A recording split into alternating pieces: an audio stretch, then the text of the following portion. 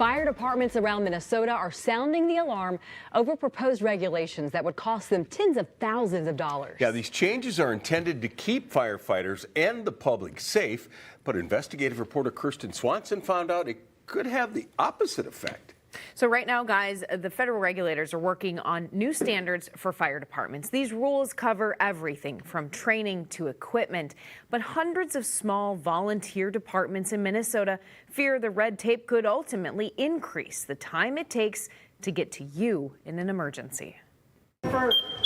When time is measured by how quickly you can suit up or by how much air is left in your tank, every second counts. Get out of the building following your hose back. It's why every other Thursday night, volunteer firefighters in Cokato gather at the station to train for the worst case scenario. 10-4, we copy. The night we visited, the crews worked their way through a homemade obstacle course. Slow your breathing down. Slow your breathing down. But Fire Chief Jimmy Martinson is currently navigating a different kind of obstacle. The Occupational Safety and Health Administration, or OSHA, is working on an overhaul of the safety standards for emergency responders. That work began more than 2 decades ago following the September 11th terrorist attacks. The focus on firefighter safety sharpened. And as a result, OSHA found the current standards do not adequately protect frontline responders.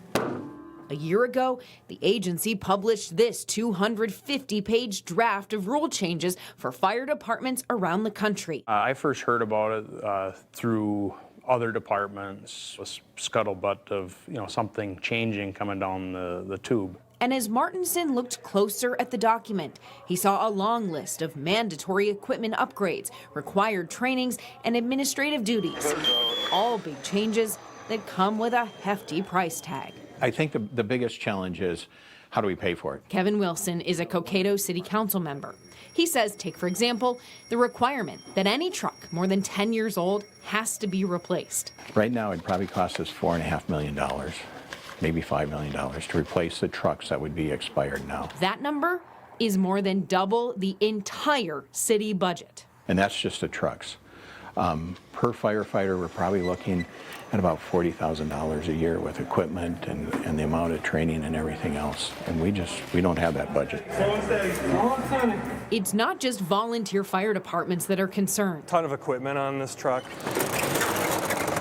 Everything from fans to axes to some extrication equipment. Firefighters in St. Michael are part-time and paid per call. It's not like we're running these every day and beating them up and stuff like that. City Administrator Steve Bott says despite a booming population and growing tax base in the outer ring suburb, officials say they would have no choice but to pass along the costs. I would estimate just all in, we'd probably be looking at least a 10% tax increase on our residents. Another concern is what happens if they fail to meet the requirements. If OSHA passes something, we have to follow it, and it is regulated, and it's finable, and it's enforceable. You don't need some bureaucrat in Washington, D.C. telling you how to run your volunteer fire department. Congressman Tom Emmer has spent months trying to intervene. Emmer and his fellow Republican representatives in Minnesota sent this letter to OSHA last summer, asking they consider exemptions for paid on-call and volunteer fire departments. In September, OSHA acknowledged those concerns and posted this public statement that says, in part, this new information will help the agency make the necessary determinations about whether the proposed standard is feasible for volunteer organizations. But at this point, there's been no changes to the proposal, according to a spokesperson from the U.S. Department of Labor. Are you concerned that if the proposed rule goes through without an exemption for volunteer or paid on-call departments, that these departments would close around Minnesota? Absolutely, Kirsten. Whether it was with good intentions or not, the potential consequences are severe and very problematic. Nice work, guys. Nice work. For Cokato, the financial impact is one consequence. Good? Yep, I'm good. Keeping a full roster of firefighters is another. For a small town, we still run a lot of calls. Calls that are significant. Take this large barn fire last month that ended up killing tens of thousands of chickens. We had 18 fire departments that came from 4 different counties to help. Going up, and then you're going to go down. Firefighters know better than anyone. Time is precious. You call for help and you want somebody to show up as quick as possible. And when all of a sudden it's going to take that emergency service an extra 10 minutes to get there. That's 10 minutes is a long time. Nice and tight, nice and tight.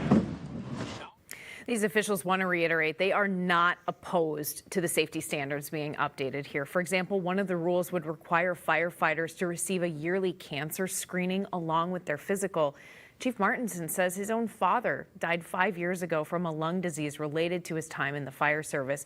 The concern here is these changes would be mandated, guys, and if the departments can't abide by them, of course, OSHA could fine them, just adding to the cost. Exactly. All right, we have a new administration, Republican-led Congress. What impact could that have?